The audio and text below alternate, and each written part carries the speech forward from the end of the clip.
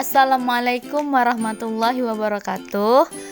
Perkenalkan, nama saya Siti Hardianasari.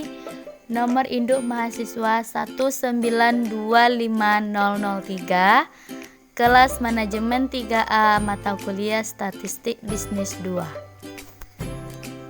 Di dalam video kali ini saya akan menjelaskan tentang persamaan estimasi dengan metode kuadrat terkecil. Kita akan mempelajari tentang pengertian dan konsep dasar estimasi. Yang pertama, estimates, yaitu hasil estimasi.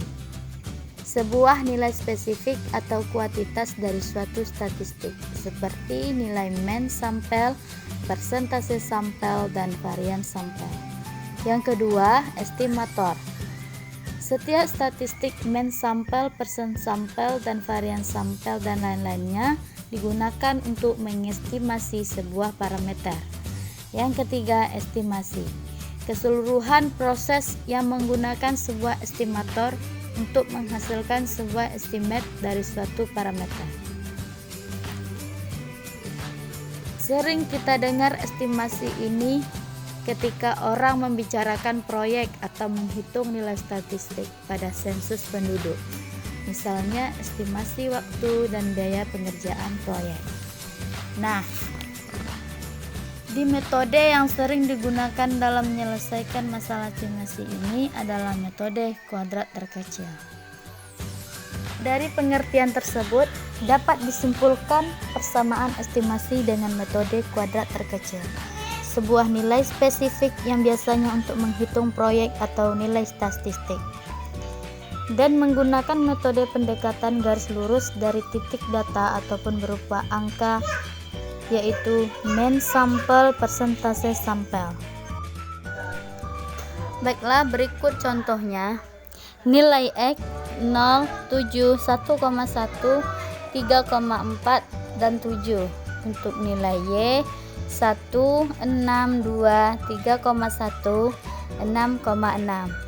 Ditanya nilai persamaan dan metode kuadrat terkecil. Untuk cara menjawabnya, kita bisa membuat tabel dengan baris X, Y, X kuadrat, Y kuadrat, X dikali Y. Pada kolom X 0,7, 1,1, 3,4, 7. Pada kolom Y 1,6, 2, 3,1, 6,6. Pada kolom X kuadrat 0,49, 1,21, 11,59, 49.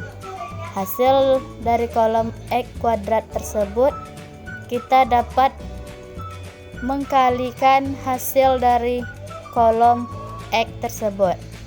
Untuk kolom Y kuadrat 2,56, 4, 9,61, 43,56. Untuk hasil Y kuadrat kita dapat mengkalikan nilai pada kolom Y. Pada kolom X kali Y 1,12, 2,2, 10,54, 46,2.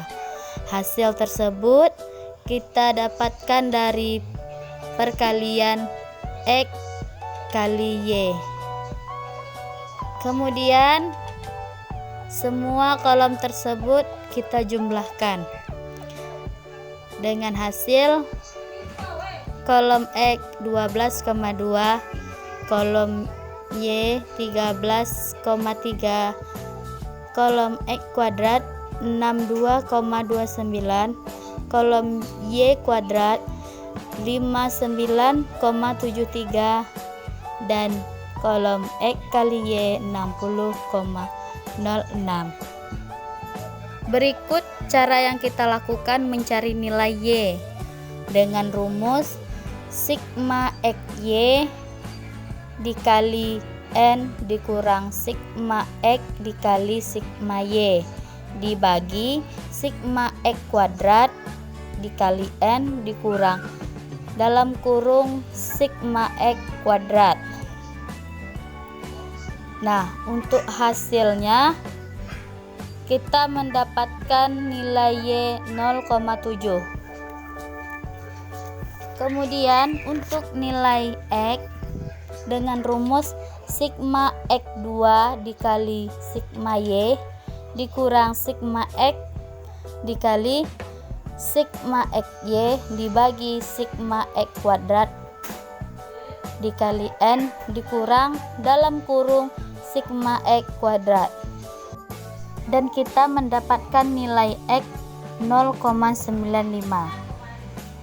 Untuk nilai N, teman-teman pasti bertanya, nilai N 4 itu kita dapatkan dari data nilai X dan Y, yaitu berjumlah 4.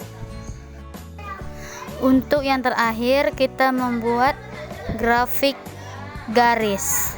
Nah, teman-teman bisa lihat contoh atau jawaban saya yang sudah saya lampirkan. Sekian dari saya. Assalamualaikum warahmatullahi wabarakatuh.